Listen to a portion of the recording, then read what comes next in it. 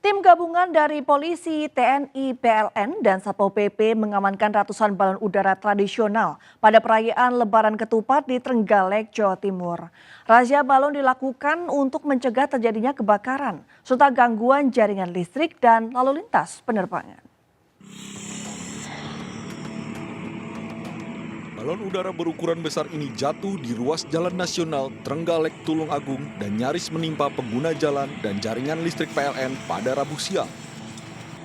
Beruntung polisi dengan sigap melakukan pengamanan dan memadamkan api yang masih menyala. Sementara itu, tim gabungan melakukan razia serentak di sejumlah titik di Kecamatan Durenan, Trenggalek, Gandusari, dan Kecamatan Tugu. Pasalnya, banyak ditemukan warga yang nekat menerbangkan balon udara tanpa izin pada momen perayaan Lebaran Ketupat. Bahkan dalam razia ini, polisi mengamankan 145 balon plastik dengan ukuran beragam, mulai dari 1 meter hingga di atas 20 meter siap terbang. Karena di Kediri sudah dibuka penerbangan, tentunya akan mengganggu penerbangan yang ada di wilayah Kediri. Yang kedua, balon udara bisa nanti mendaratnya ke rumah-rumah warga sehingga bisa berpotensi menimbulkan kebakaran. Menurut polisi, keberadaan balon udara berpotensi membahayakan lalu lintas penerbangan, gangguan jaringan listrik, hingga menyebabkan kebakaran. Sebelum dilakukan razia, masyarakat telah berulang kali diperingatkan untuk tidak menerbangkan balon udara, namun sayangnya, himbauan tersebut diabaikan oleh sejumlah warga. Dari Trenggalek, Jawa Timur, Anang Agus Faisal, iNews melaporkan. Warga di 14 desa di Kecamatan Karangjaya, Kabupaten Musirawas Utara, Sumatera Selatan, panik setelah aliran sungai Rupit mendadak meluap dan merendam ribuan rumah warga.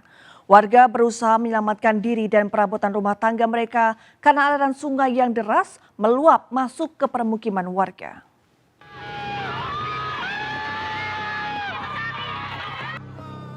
Kondisi aliran Sungai Rupit di Desa Terusan, Kecamatan Karangjaya, Kabupaten Musirawas Utara, Sumatera Selatan meluap. Di tengah ketinggian air yang terus menaik mencapai 1 meter, warga berusaha mengungsikan harta benda mereka ke daerah yang lebih tinggi. Warga mengaku banjir ini merupakan banjir terbesar sepanjang sejarah di Desa Sukamenang. Kalau warga di desa ini, kalau yang di dekat sungai ini, dia sekarang sudah merasakan keresahan dengan ada kenaikan debit air di desa ini. Sebelumnya, jembatan beton di Desa Sukamenang, Kabupaten Muratara, Sumatera Selatan putus akibat diterjang luapan air Sungai Rupit. Jembatan tak kuat menahan arus dan sampah bambu, serta kayu yang berat akibat disapu air sungai yang meluap. Bencana ini menyebabkan 2 desa, yakni Desa Rantau Telang dan Desa Tanjung Agung terisolir. Luapan air Sungai Rupit juga menyebabkan banjir di 8 desa sepanjang aliran sungai. Dari Muratara, Sumatera Selatan, Sudirman, iNews melaporkan. Pemirsa, hujan deras sejak sore tadi mengakibatkan sebuah pohon tumbang di Jalan Tomang Raya, Jakarta Barat. Sementara derasnya volume debit air usai diguyur hujan deras, aliran Kali Jantung meluap dan menyebabkan puluhan rumah di Kompleks Perumahan Tirta Mandala, Cilodong, Kota Depok terendam banjir.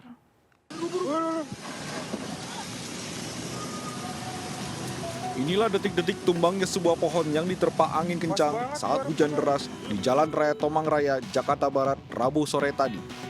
Polisian dan petugas yang berjaga di lokasi langsung menangani kemacetan yang disebabkan oleh tumbangnya pohon. Sementara, Komplek Perumahan Tirta Mandala, Cilodong, Kota Depok dikepung banjir usai Kali Jantung meluap dan merendam puluhan rumah yang ada di komplek perumahan tersebut. Menurut petugas keamanan komplek perumahan, banjir terjadi lantaran drainase di area perumahan yang sempit sehingga tak mampu menampung luapan air dari aliran Kali Jantung. Sedikitnya 50 rumah terendam banjir. Posisi di bagian RT tahap 5 yang kebanjiran sama tengah. Ada puluhan rumah, Bang? Hah? Ada berapa rumah gitu, 10 atau 20 lebih? Lebih. Diketahui banjir yang merendam ruas jalan komplek perumahan Tirta Mandala ini setinggi 30 cm. Sementara di dalam rumah warga setinggi 50 cm. Dari Jakarta dan Depok, Jawa Barat, tim iNews melaporkan. Pemirsa, CEO Apple Tim Cook hadir di Istana Kepresidenan Republik Indonesia untuk bertemu Presiden Joko Widodo. Keduanya membahas rencana investasi Apple di Indonesia. CEO Apple Tim Cook hadir di Istana Kepresidenan Republik Indonesia untuk bertemu Presiden Joko Widodo pada Rabu pagi. Kedatangan Tim Cook di halaman belakang Kompleks Istana Kepresidenan disusul oleh Menkominfo Budi Ari dan Menperin Agus Gumiwang. Pertemuan ini membahas soal investasi Apple sebagai perusahaan raksasa teknologi terbesar asal Amerika Serikat yang dapat membuat Indonesia menjadi rantai pasok dunia terhadap produk tersebut. CEO Apple, Tim Cook menyatakan antusiasmenya untuk dapat berinvestasi dan berkolaborasi dengan pemerintah Indonesia. Be here with you. I'm excited to be in Indonesia. Indonesia is a very important market for us. And I had a great conversation with the president about our commitment to the country. Selain rencana investasi, saat ini Apple sudah membangun infrastruktur pendidikan bagi calon-calon developer dengan memiliki 3 Apple Developer Academy di Sidoarjo, Batam, dan Tangerang Selatan. Dalam pertemuan ini, Presiden Jokowi sendiri juga telah menunjuk Menko Marves Luhut Binsar Panjaitan untuk menjadi koordinator investasi Apple di IKN. Investasi Apple di Indonesia diklaim sangat baik untuk menjadi bagian penting dari ekosistem kemajuan teknologi tanah air serta peningkatan kualitas sumber daya manusia di Indonesia. Dari Jakarta, Putu Bagus, Fakih Satrio, iNews melaporkan. Pemirsa, tradisi unik memeriahkan hari Lebaran dilakukan warga lereng Gunung Merapi di Boyolali, Jawa Tengah. Warga membawa hewan ternak mereka ke jalan untuk diarak keliling desa dan uniknya sejumlah hewan ternak dikalungi ketupat oleh pemiliknya.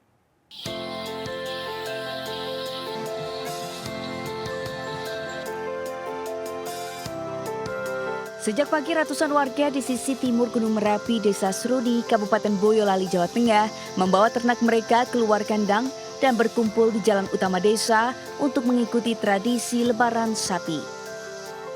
Uniknya, sebelum diarak keliling kampung, masing-masing ternak berupa sapi atau kambing diberi kalung ketupat oleh pemiliknya. Acara semakin meriah karena arak-arakan diawali dengan gunungan hasil bumi dan berbagai kesenian.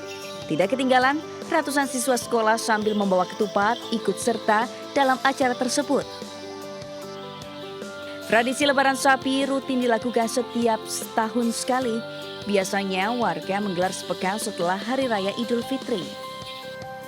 Selain sebagai wujud syukur kepada Tuhan Yang Maha Esa yang telah memberikan rezeki melalui hewan ternak, tradisi tersebut juga dimaksudkan untuk sarana silaturahmi warga dan ternak. Ini acara tradisi kupatan setiap setahun sekali. Maknanya apa sih, Pak? Maknanya ya istilahnya kalau orang Jawa sini dipercaya membawa berkah untuk memeriahkan Lebaran, ya, untuk mengisi bulan Syawal, dan tujuannya yaitu untuk meningkatkan persatuan dan kesatuan khususnya warga masyarakat RW 4 ini. Sebelum melakukan arak-arak hewan ternak, pagi harinya warga juga menggelar doa dan makan ketupat bersama di jalan. Dari Boyolali, Jawa Tengah, Tatah Ramanta, iNews melaporkan.